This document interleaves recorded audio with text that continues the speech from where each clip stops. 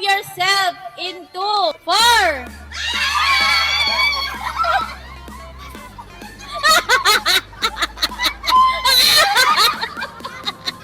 Parang gusto niyo sabihin na pinapamukha niyo lang sa iyong pagkatalo. Group yourself into 3.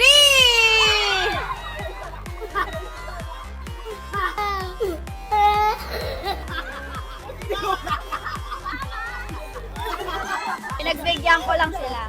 FO na FO, di nyo ko sinama. Group yourself into 5. Lagi naman akong iniiwan at natakwil eh. Group yourself into 3. Group yourself into 2. Sige. Be, alam siksikan mo yung sarili mo. Mahirap talaga pagsiksikan yung sarili. Alam ko, hindi ako iiwan ni Mama JM. Well, same lang naman sa situation niya. Siyempre, walang iwanan magkaibigan ng mga to, no?